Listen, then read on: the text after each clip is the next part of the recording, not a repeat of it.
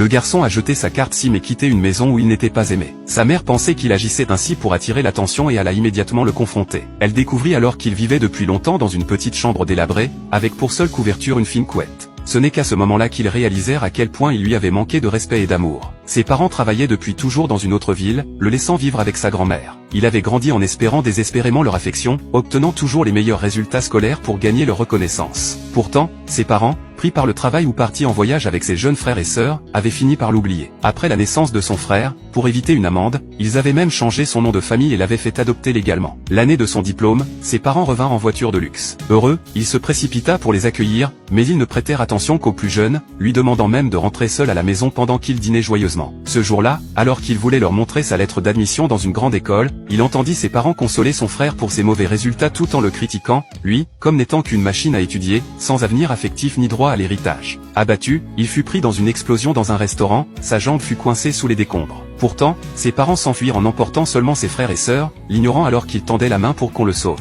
Ce fut un inconnu qui le sauva et le mena à l'hôpital. À son réveil, il était seul. Sa mère l'appela, éveillant en lui un dernier espoir, mais ce fut pour lui demander de s'occuper de son frère blessé, alors qu'il était lui-même en souffrance. Désespéré, il contacta son université pour annoncer son départ imminent à l'étranger. Plus tard, son frère voulut conduire sans permis. Lorsqu'il tenta de l'en empêcher, il se fit insulter. Un accident survint aussitôt. Sur place, le frère accusa le garçon d'avoir conduit, et sans même l'écouter, son père le gifla. Sa sœur aussi mentit, niant la vérité. Furieux, il rappela qu'il était aussi leur fils et qu'il méritait leur confiance. Son frère prétendit alors avoir mal à la jambe, et sa mère demanda au garçon de s'asseoir dans le coffre pour aller changer de nom avec les papiers. Arrivé au centre administratif, il jeta le dossier et alla plutôt faire son passeport. En rentrant, il trouva la porte verrouillée, la maison vide, sa famille était sortie dîner ensemble. Il passa la nuit seul, sous une pluie glaciale, son téléphone éteint. Le lendemain, ses parents rentrèrent. Sa mère comprit enfin qu'il avait été piégé par son frère. Son père expliqua qu'il avait dîné avec le chef de famille pour organiser le retour du garçon dans le clan et exigea qu'il se prépare pour la cérémonie. Son frère lui adressa des vœux hypocrites, avant de jeter sa clé au sol pour l'humilier. Mais le garçon avait déjà décidé de partir pour toujours. Après avoir dit adieu à sa grand-mère, il quitta la maison. Pendant ce temps, la cérémonie battait son plein, et tout le monde lui souhaitait la bienvenue. Mais il ne vint jamais. Ses parents, furieux, pensaient qu'il faisait exprès. C'est alors que sa sœur révéla que le garçon était déjà parti.